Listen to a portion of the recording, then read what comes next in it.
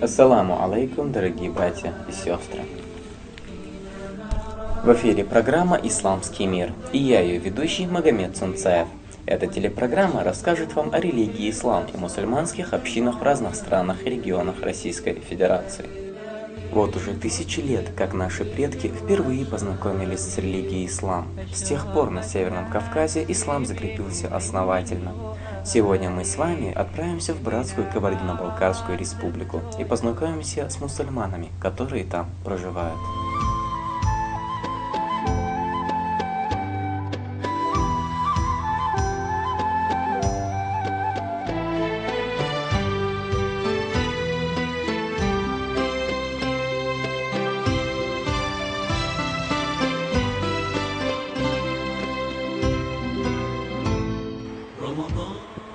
Кабардино-Балкария – республика Северного Кавказа, жители которой с давних времен и по сей день исповедуют религию Аллаха. Ислам в Кабарде полностью утвердился в XVIII веке.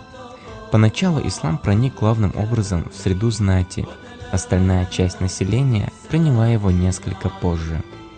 Вторая половина XVIII века характеризуется активизацией процесса исламизации всего кабардинского общества.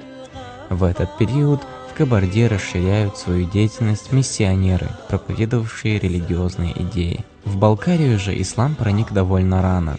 Новейшие исследования позволяют говорить о распространении этой религии среди балкарцев XVII века. Некоторые данные свидетельствуют о проникновении мусульманских проповедников в этот регион еще во времена арабского халифата и Золотой Орды.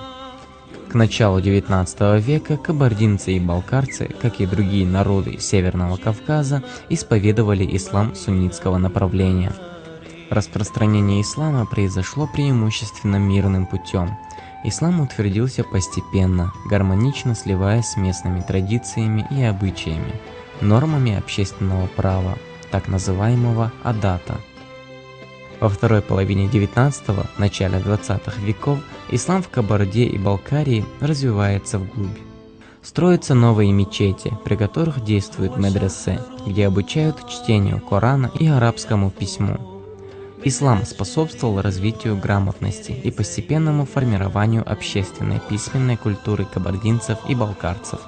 Вслед за Кораном и другими религиозными книгами в край начали проникать и светские произведения, сочинения ученых на арабском языке.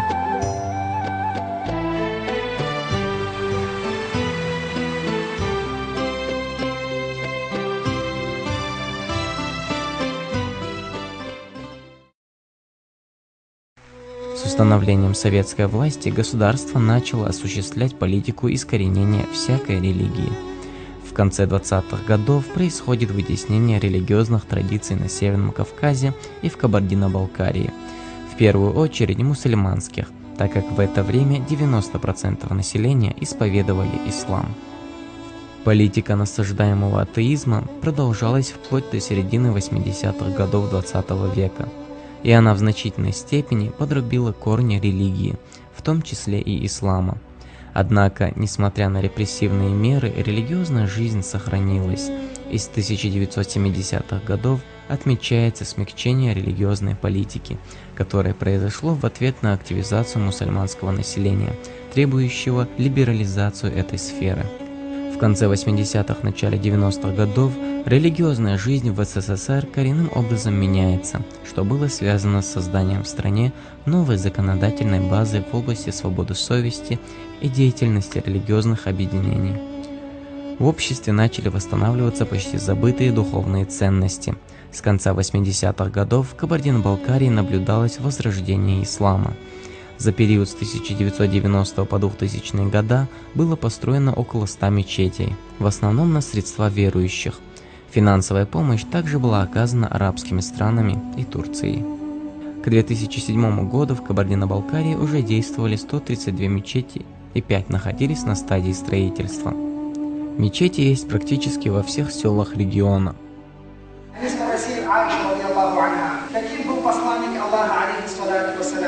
И она ответила Аиша, радийаллаху анха, «Кана хулукуху Кур'ан, поистине он был как Кур'ан». Его ахлак, его нравы были как Кур'ан.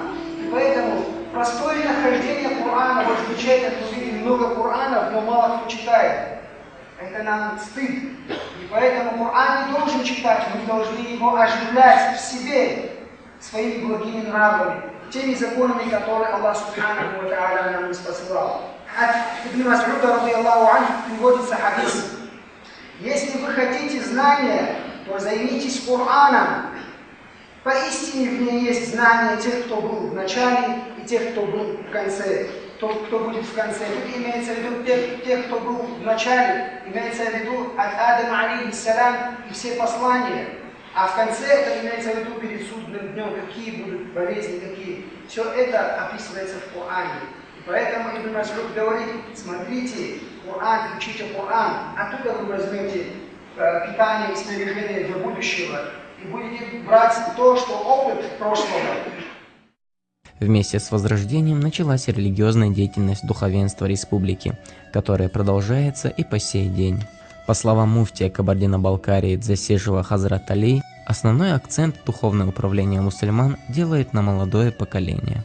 Деятельность духовного управления в основном заключается в том, чтобы призывать людей, доносить до людей, что такое ислам, к чему она призывает. То есть призыв к исламу, чтобы люди, живущие в этом мире, на этой земле, а мы знаем, что священный Коран, он ниспослан не только для отдельной категории людей, а он ниспослан для всех людей, которые созданы Всевышним Аллахом. И в священном Коране Аллах Субханаху ва Тааля обращается к нам «Я аюханнас», то есть обращается ко всем людям, ко всему созданию, которое Он сотворил, создал. И мы, естественно, нашей основной первостепенной задачей духовенства, и моей задачей, я считаю, как муфтия Кабардино-Балкарии, является призыв к исламу, донесение до народа правильного пути, который указан нам в священном Коране, который принес нам пророк Мухаммад, шаллаллаху алейхи вассалям. И, иншаллах, те люди, которые сегодня приняли ислам, и те люди, которые поистине следуют истинному исламу, они никогда не будут творить злодеяний, которые противоречат нашей религии. Ведь в священном Коране Аллах Субханаху ва Тааля нам говорит: призывайте в ислам. Наша задача призывать, мы сказали. А Аллах Субханаху ва Тааля в священном Коране нам говорит: призывайте в ислам, призывайте к исламу мудрым, красивым увещеванием. То есть также в священном Коране говорится: «Ля икраха фиддин», то есть нету принуждения в религии. Мы не можем никого принуждать, мы можем призывать, и призывать надо красиво. В столице Кабардино-Балкарии подходит к концу строительство исламского образовательного центра, который поможет всем желающим получить высшее духовное образование, не выезжая за пределы России.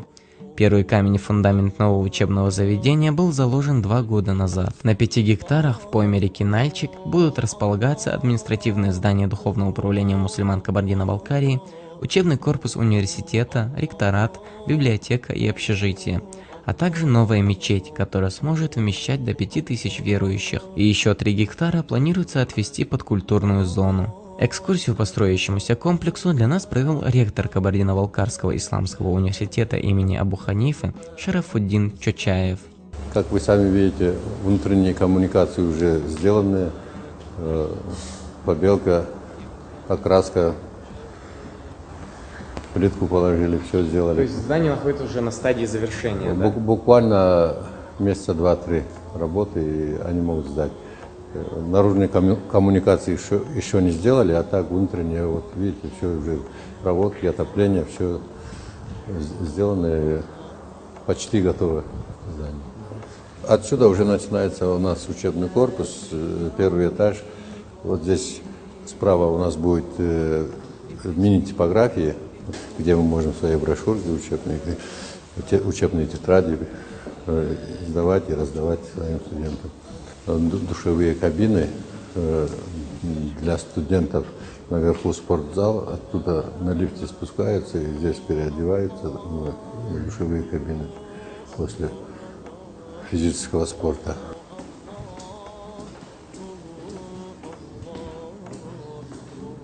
на каждом этаже по 5 аудиторий, 3 этажа дублируются один в один, площади одинаковые, и количество классов одинаковое.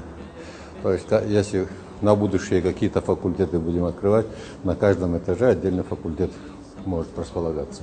С каждой аудитории выход на балкон, как говорится, свои балконы полностью выходят сюда, где можно уже во время перерыва общаться, поговорить, обсуждать. Но это наверху, когда будем смотреть, здесь озеленение, парковая зона будет. Вот это. Ну, здесь аудитории, они одинаковые, и на каждом этаже по 5 аудиторий. И как уже я выше сказал, что можно на каждый этаж какие-то факультеты, теологический факультет можно открыть на базе Исламского университета. И, как вы сами видите, готовность здания уже осталась совсем малость. Мы же внизу душевые кабины видели же, вот оттуда лестница поднимается, отдельная лестница от душевых кабин, от раздевалки прямо сюда с вокзала.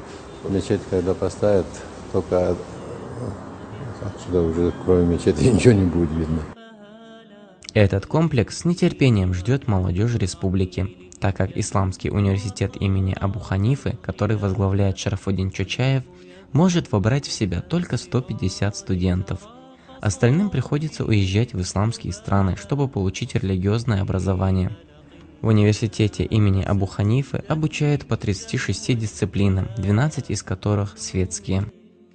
В далекие советские времена, как вы знаете, в Бухаре было медресе на весь Советский Союз, одно медресе, и в Ташкенте Исламский институт тоже единственный на Советский Союз, где учились 50 студентов всего. Но к развалу Советского Союза первым на Северном Кавказе, да и всей России, было у вас открыто в Чеченской Республике в Курчалове медресе, где был руководителем ваш первый президент Ахмад Хаджи Кадыров. В 90-м году мы еще отсюда отправляли своих студентов, первобранцев, так будем говорить, уже не в Узбекистан, а именно в Курчалове. У нас есть ребята, которые там учились в свое время. И в 92-м году у нас после Чечни там в Дагестане медресе начали открывать. У нас тоже двухгодичные курсы открыли здесь. В 93-м году на этой базе Исламский институт, Кабардино-Балкарский Исламский институт был открыт. Потом в 96-м году вот это здание, правда, не первой свежести, как вы видите, 36-го года строительства, но тем не менее мы тогда и сегодня рады, то, что руководство, тогдашнее руководство нам дало вот это здание как бы безарендное, безвозмездное пользование. Обучаем детей, ну, правда, площадь небольшая, там 501 квадратов, тем не менее на сегодняшний день, как говорится в чистоте, это не в обиде. Учатся аудитории очень маленькие, но главное, чтобы у них было желание, настроение. История Кабардино-Балкарии интересна сама по себе. Высоко в горах можно найти немало архитектурных памятников, которые имеют большую историческую ценность. В XVIII веке представители 18 аулов Верхней Балкарии собрались, чтобы заложить центральную мечеть района. И вот она была заложена. На джума-молитву собиралось больше 500 человек. Одно из аулов мы видим с вами слева от нас.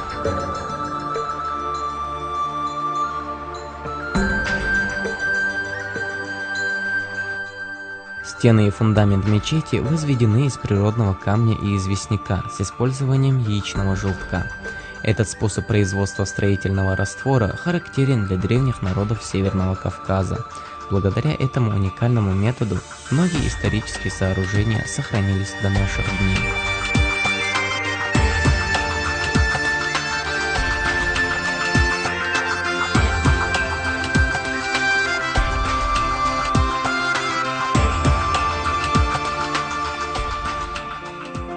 Житель Верхней Балкарии Шарафуддин Настуев помнит времена, когда его дедушка был имамом в старой районной мечети. Там этот уважаемый в округе мулла обучал его и детей из близлежащих сел чтению Корана и арабскому языку. Ну, мечеть этот был построен за счет средства населения. Тогда государство особо не помогало. Построили, жили много лет. Муллой был мой дед. Потом была высылка, нас выслали.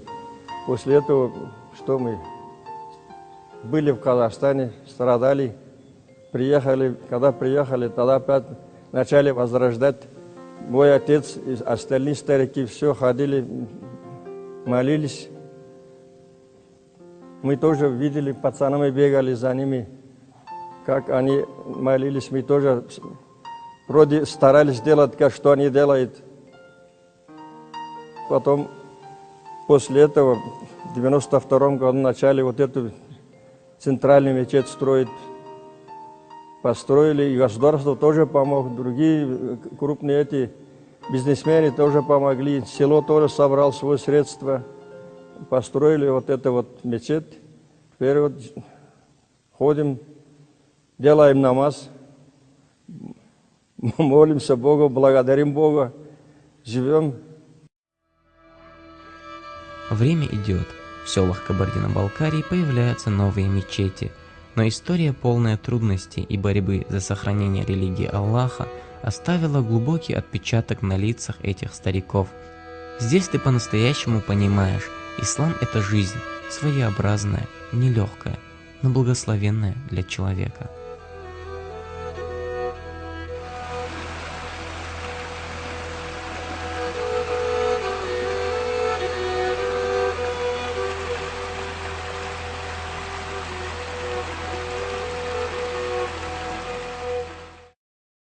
Кабардино-Балкария славится своими пейзажами, но самое знаменитое место в республике – это Голубые озера в Черекском районе. Из этих необычных озер вытекает вода, образуя реку, но никакой водный ресурс в них не впадает. И точно неизвестно, каким образом озера остаются полноводными. Жители Черекского района очень любят рассказывать гостям об этих таинственных озерах. Многие люди, в том числе и Кусто, в свое время изучали вот эти озера, и никто еще вниз до конца, до глубины еще никто не спускался. Водолазы вот здесь построили дайвинг-центр. Кто хочет, например, погрузиться, они погружаются, и они заодно изучают дно Голубых озер. На сегодняшний момент еще никто не смог спуститься до конца.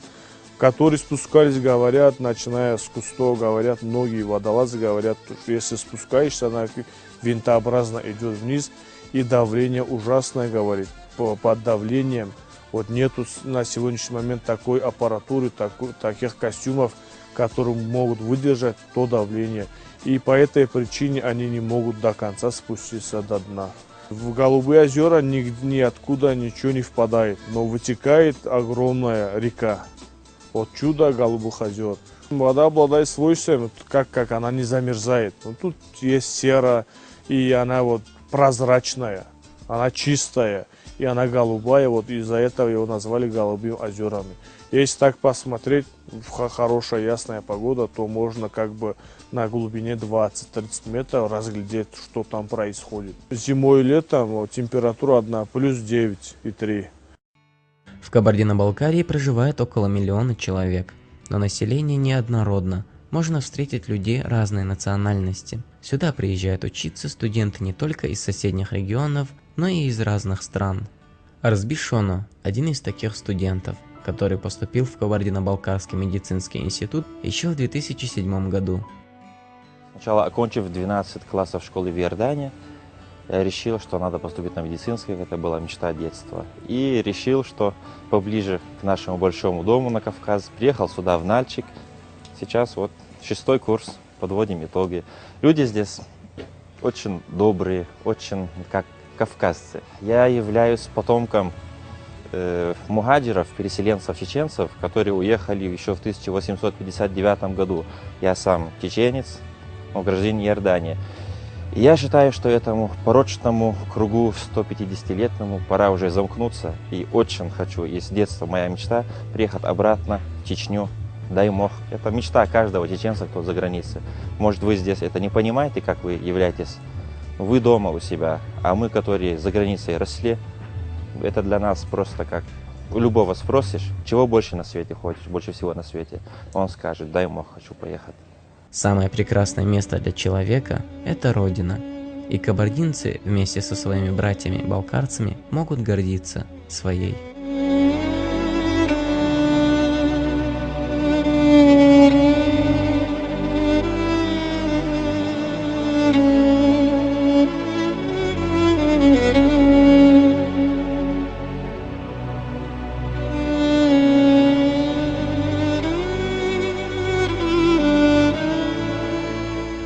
С Кабардино-Балкарией Чеченскую Республику связывает многое, а совсем недавно в Нальчике открылась улица имени первого президента Чеченской Республики Ахмата Хаджи Кадырова.